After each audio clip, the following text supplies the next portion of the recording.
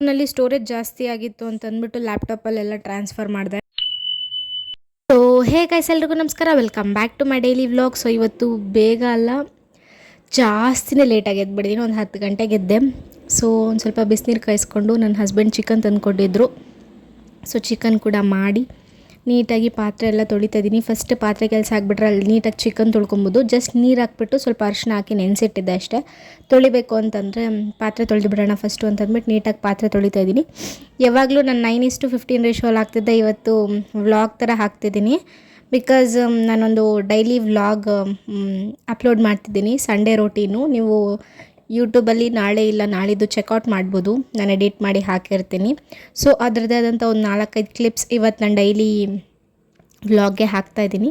So ನನ್ನ Sunday routine ಹೇಗಿರುತ್ತೆ ಅಂತ ಅದರಲ್ಲಿ ತೋರಿಸಿದ್ದೀನಿ. ಸೊ ಇವತ್ತು ಊಟಕ್ಕೆ ಸ್ವಲ್ಪ ಬಿರಿಯಾನಿ ಮತ್ತು ಒಂದು ಸ್ವಲ್ಪ ಸಾಂಬಾರು ಆ್ಯಂಡ್ ಆಲ್ಸೋ ಒಂದು ಸ್ಪೆಷಲ್ ಫ್ರೈ ಮಾಡಿದ್ದೀನಿ. ಅದನ್ನು ನಾನು ಲಾಂಗ್ ವಿಡಿಯೋದಲ್ಲಿ ಶೇರ್ ಮಾಡೋಣ ಅಂದ್ಕೊಂಡಿದ್ದೀನಿ.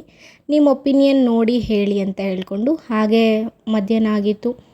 ಮಧ್ಯಾಹ್ನ ಸಂಡೇ ಇನ್ನೇನು ಕೆಲಸ ಹೇಳಿ, ಬಟ್ಟೆ ಎಲ್ಲ ಒಗಿಬೇಕಿತ್ತು. ಸೊ ಮೇಲೆ ಹೋಗಿ ಬಟ್ಟೆ ಎಲ್ಲ ಒಗ್ಬಿಟ್ಟು ಬಂದು ಮನೇಲಿ ಒಂದು ಸ್ವಲ್ಪ ಫ್ರೆಶ್ ಅಪ್ ಆಗಿ ನೀಟಾಗಿ ಇನ್ನೊಂದು ರೌಂಡ್ ಪಾತ್ರೆ ಇತ್ತಲ್ವ, ಸೊ ಆ ಪಾತ್ರೆನ ಕೂಡ ತೊಳೆದು ತಿರ್ಗಾ ನೈಟ್ ಡಿನ್ನರ್ಗೆ ಬೆಳಗ್ಗೆ ಮಾಡಿದ್ದಿದ್ದೆ ಒಂದು ಸ್ವಲ್ಪ ರೈಸ್ ಚಿಕನ್ ಅದೆಲ್ಲ ತಿಂದು, ಹಾಗೆ ಸ್ವಲ್ಪ ಸ್ಟೋರೇಜ್ ಪ್ರಾಬ್ಲಮ್ ಇರೋದ್ರಿಂದ ಪೆನ್ ಡ್ರೈವ್ಗೆಲ್ಲ ಲ್ಯಾಪ್ಟಾಪಿಂದ ಟ್ರಾನ್ಸ್ಫರ್ ಮಾಡ್ತಾಯಿದ್ದೆ ಫೈಲ್ಸ್ ಎಲ್ಲ.